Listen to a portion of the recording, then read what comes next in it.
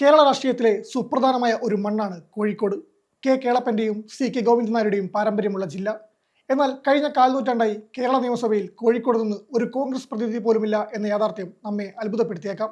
2001 കൊയിലാണ്ടിയിൽ നിന്ന് പി ശങ്കരനും കോഴിക്കോട് നോർത്തിൽ നിന്ന് എ സുജനപാലും ജയിച്ചു കയറിയതിനു ശേഷം ഇന്നുവരെ ജില്ലയിൽ ഒരിടത്തും കോൺഗ്രസിന് വിജയക്കൊടി പാലിക്കാൻ കഴിഞ്ഞിട്ടില്ല. UDF ഘടകകക്ഷിയായ മുസ്ലിം ലീഗ് തങ്ങളുടെ സ്വാധീനം നിലനിർത്തുമ്പോഴും കോൺഗ്രസ് മത്സരിക്കുന്ന സീറ്റുകളിൽ വലിയ തിരിച്ചടിയാണ് നേരിടുന്നത്. കെ കരുണാകരനും പി ശങ്കരനും കെ മുരളീധരനും വെന്നിക്കൊടി പാറിച്ച മണ്ണാണ് കോഴിക്കോടിൻ്റെത്. എന്നാൽ നിയമസഭാ തെരഞ്ഞെടുപ്പ് എത്തുമ്പോൾ കോഴിക്കോട്ടെ കോൺഗ്രസിന് നെഞ്ചിടി പേറും. ഈ തിരിച്ചടിയുടെ പ്രധാന കാരണം സംഘടനാപരമായ വീഴ്ചകളും നേതൃനിരയിലെ അനൈക്യവുമാണ്. കോൺഗ്രസിലെ പിളർപ്പിൽ കെ കരുണാകരൻ പാർട്ടി വിട്ടതോടെയാണ് ജില്ലയിൽ പാർട്ടി ദുർബലമായതെന്നും പറയാം. ബൂത്ത് തലത്തിലുള്ള പ്രവർത്തനങ്ങളിൽ CPM-ന്റെ കേഡർ സംവിധാനത്തോട് മത്സരിക്കാൻ കോൺഗ്രസിന് സാധിക്കുന്നുമില്ല. ഇതോടൊപ്പം ശക്തരായ സ്ഥാനാർത്ഥികളുടെ അഭാവവും കോൺഗ്രസിന്റെ തിരിച്ചടിക്ക് കാരണമാണ്.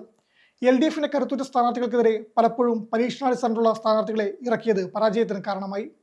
CPM-നാകട്ടെ ശക്തമായ കേഡർ സംവിധാനമുള്ള ജില്ലകളിലൊന്നാണ് കോഴിക്കോട്. ഏത് സാഹചര്യത്തിലും വോട്ടർമാരിലേക്ക് നേരിട്ടെത്താൻ കഴിയുന്ന ഈ കേഡർ സംവിധാനമാണ് ഇടതുപക്ഷത്തിന് നട്ടെല്ല്. ബ്രിട്ടീഷ് ഭരണകാലം മുതൽക്കേ കോഴിക്കോട്ടെ ഓട്ടു തൊഴിലാളികൾ, തുടിമിൽ തൊഴിലാളികൾ, കർഷകർ എന്നിവർക്കിടയിൽ ഇടതുപക്ഷ പ്രസ്ഥാനങ്ങൾ വലിയ സ്വാധീനം ചെലുത്തിയിരുന്നു. 1937 രൂപീകരിച്ച ആദ്യത്തെ കമ്മ്യൂണിസ്റ്റ് യൂണിറ്റുകളിലൊന്ന് കോഴിക്കോട്ടായിരുന്നു. 48-ലെ ഒഞ്ചിയം വെടിപ്പ് പോലുള്ള ചരിത്ര സംഭവങ്ങൾ ഇടതുപക്ഷത്തിന് ഈ മണ്ണിൽ വൈകാരികമായ അടിത്തറയും നൽകി. കോഴിക്കോട്ടെ ഇടതു വിജയങ്ങളിൽ സ്ഥാനാർത്ഥി നിർണയത്തിന് വലിയ പങ്കുണ്ട്. നേതാക്കൾക്ക് മണ്ഡലങ്ങളിലുള്ള വ്യക്തിപരമായ സ്വാധീനം പാർട്ടി വോട്ടുകൾക്ക് പുറമെ പൊതുവായ വോട്ടുകൾ സമാഹരിക്കാനും സഹായിക്കുന്നു.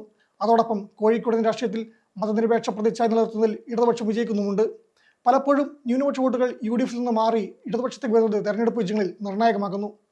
കോഴിക്കോട്ടെ വോട്ടർമാർ രാഷ്ട്രീയബോധത്തിൽ മുന്നിലാണ്. ഒരു സ്ഥാനാർത്ഥി വിജയിപ്പിക്കുന്നത് വെറും പാർട്ടി ചിഹ്നം മാത്രമല്ല, മറിച്ച് ആ സ്ഥാനാർത്ഥിക്ക് മണ്ഡലത്തിലുള്ള സ്വാധീനവും പാർട്ടിയുടെ താഴെത്തട്ടിലുള്ള പ്രവർത്തനവുമാണ്. 2021 നിയമസഭാ തെരഞ്ഞെടുപ്പിൽ 13-ൽ 11 സീറ്റും ഇടതുപക്ഷം നേടിയത് ഈ സംഘടനാ മികവിന് തെളിവാണ്. ഈ കരുത്തിനെ കൂടി മറികടന്ന് വേണം കോൺഗ്രസിന് ഒരു MLA നിയമസഭയിലെത്തിക്കാൻ. വരുന്ന നിയമസഭാ തെരഞ്ഞെടുപ്പിൽ കോഴിക്കോട്ടെ കോൺഗ്രസിന് മുന്നിലുള്ളത് അഗ്നിപരീക്ഷയാണ്. എന്നാൽ പ്രതീക്ഷയ്ക്ക് വക നൽകുന്ന ചില ഘടകങ്ങളുമുണ്ട്.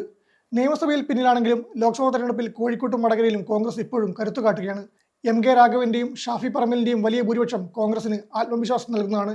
എന്നാൽ ഇതിൽ മാത്രം പ്രതീക്ഷ പുലർത്താൻ കഴിയുകയുമില്ല. കാരണം കഴിഞ്ഞ 4 ലോക്സഭാ തെരഞ്ഞെടുപ്പിലും വടകരയും കോഴിക്കോടും കോൺഗ്രസിനൊപ്പം തന്നെയായിരുന്നു. ഇത്തവണത്തെ നിയമസഭാ തെരഞ്ഞെടുപ്പിൽ കൂടുതൽ വിഭജനങ്ങളെയും പുതുമുഖങ്ങളെയും രംഗത്തിറക്കിയാൽ നഗരമണ്ഡലങ്ങളിൽ ഉൾപ്പെടെ മാറ്റം കൊണ്ടുവരാൻ സാധിക്കുമെന്നാണ് കോൺഗ്രസിന്റെ പ്രതീക്ഷ. മുസ്ലിം ലീഗുമായി കൂടിയാലോചിച്ച് കൂടുതൽ വിജയസാധ്യതയുള്ള സീറ്റുകൾ ഏറ്റെടുക്കുന്നതും പരിഗണിക്കാവുന്നതാണ്. 2021 നാദാപുരം, കോഴിക്കോട് നോർത്ത് തുടങ്ങിയ മണ്ഡലങ്ങളിൽ കോൺഗ്രസ് സ്ഥാനാർത്ഥികൾ മികച്ച പോരാട്ടം കാഴ്ചവെച്ചെങ്കിലും വിജയിക്കാനായില്ല. നാദാപുരത്ത് മത്സരിച്ച പ്രവീൺ കുമാർ CPI നേതാവ് EK വിജയനോട് 4035 വോട്ടുകൾക്കാണ് പരാജയപ്പെട്ടത്. കോഴിക്കോട് നോർത്തിൽ യുവ നേതാവായ KM അഭിജിത്തിനെ ഇറക്കി സ്വാധീനം വർദ്ധിപ്പിക്കാൻ ശ്രമിച്ചെങ്കിലും LDF-ന്റെ കരുത്തിന് മുന്നിൽ പരാജയപ്പെട്ടു. ബാലുശ്ശേരിയിൽ നടൻ ധർമ്മജൻ ബോൾഗാട്ടിയെ ഇറക്കിയുള്ള പരീക്ഷണം വലിയ തോൽവിയിലാണ് കലാശിച്ചത്. സച്ചിൻ ദേവിനോട് 20,372 വോട്ടുകൾക്കാണ് ധർമ്മജൻ തോറ്റത്. കോഴിക്കോട് ജില്ലയിൽ കോൺഗ്രസിന്റെ വനവാസം അവസാനിപ്പിക്കാൻ ഇനിയൊരു പരീക്ഷണത്തിന് സമയമില്ല. താഴെത്തട്ടിലുള്ള പ്രവർത്തനം ശക്തമാക്കുകയും ഗ്രൂപ്പ് പോലും മറന്ന് ഒറ്റക്കെട്ടായി നിൽക്കുകയും ചെയ്താൽ മാത്രമേ 25 വർഷത്തെ കാത്തിരിപ്പ് അവസാനിപ്പിക്കാൻ കോൺഗ്രസിന് കഴിയൂ. കേരളത്തിന്റെ രാഷ്ട്രീയ ഭൂപടത്തിൽ കോഴിക്കോട്ടെ കൈപ്പത്തി അടയാളം വീണ്ടും തെളിയുമോ അതോ ചരിത്രം ആവർത്തിക്കുമോ എന്ന് കാത്തിരുന്ന് കാണാം.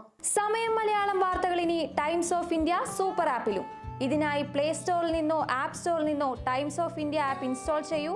മലയാളം ഭാഷ തിരഞ്ഞെടുക്കൂ. വാർത്തകൾ ആസ്വദിക്കാം. എല്ലാം ഇനി സമയത്തിൽ.